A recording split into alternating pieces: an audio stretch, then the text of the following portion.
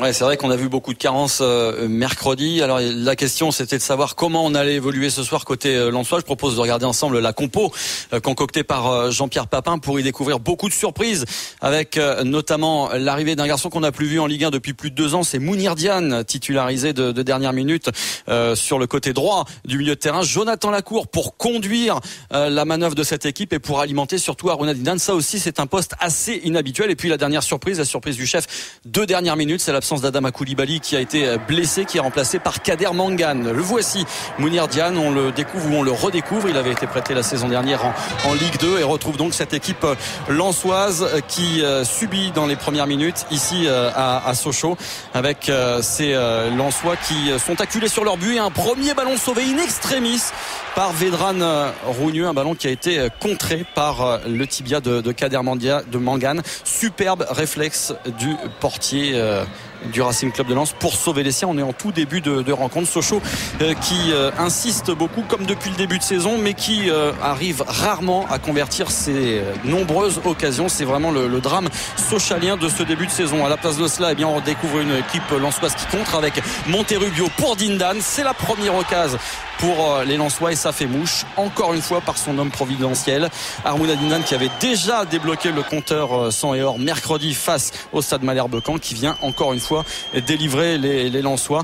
Et on note au passage la superbe ouverture d'Olivier Monterrubio. On n'a vu que Sochaux pour l'instant et pourtant c'est Lens qui ouvre le score. C'est un scénario auquel on est malheureusement trop habitué ici dans le Doubs. La réaction sochalienne, eh bien, elle ne se fait pas attendre. Ils continuent d'aller de l'avant les Sochaliens avec un bon travail, des bons ballons et une bonne reprise comme celle que l'on voit de Romain Pitot. Malheureusement pour eux, encore une fois, ça passe à côté. Début de Vedran Rougneux. Julien Sablé est entré en jeu.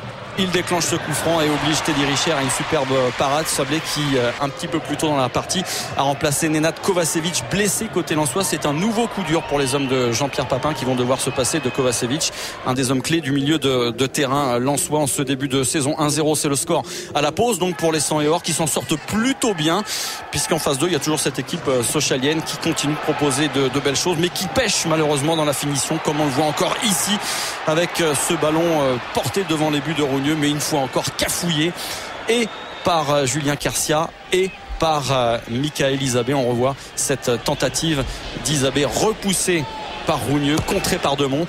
Et puis Julien Quercia qui malheureusement pour les Franc-Comtois arrive un petit peu tard pour pouvoir reprendre ce ballon. C'est vraiment le scénario typique sochalien depuis le début de saison, des Sochaliens qui continuent d'aller de l'avant. Encore une occasion et encore un tir non cadré. C'est assez impressionnant le nombre d'occasions manquées par les Sochaliens dans cette partie encore une fois aujourd'hui.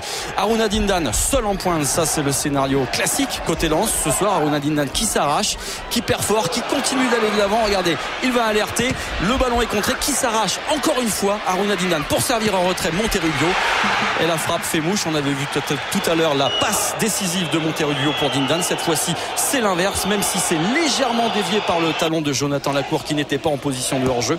C'est bien Monterrubio qui marque le deuxième but et là on revoit le travail superbe de l'Ivoirien, vraiment homme providentiel du Racing Club de Lens, qui s'arrache une première fois puis une seconde, regardez, pour venir de la pointe contrer ce ballon pour Olivier Monterrubio qui inscrit le second but des 100 et or. Regardez Mounir Diane qui tombe dans les bras de Jean-Pierre Papin parce qu'à 2-0 et à 10 minutes de la fin on voit mal comment les Sochaliens vont s'en sortir. Il y en a marre, ça c'est le message clair délivré par la tribune de Bonal. La déception, l'abattement de Fred Hans qui restait les yeux dans le vague très très longtemps malgré une dernière opportunité sochalienne qui va résumer à elle seule eh bien toute la rencontre des Sochaliens. Regardez, un ballon contré qui va revenir avec à l'arrivée une tête de Dagano, mais encore une fois ça passe juste à côté des buts de Vedran Rougneux. C'était la dernière opportunité après 2 contre-performances à domicile.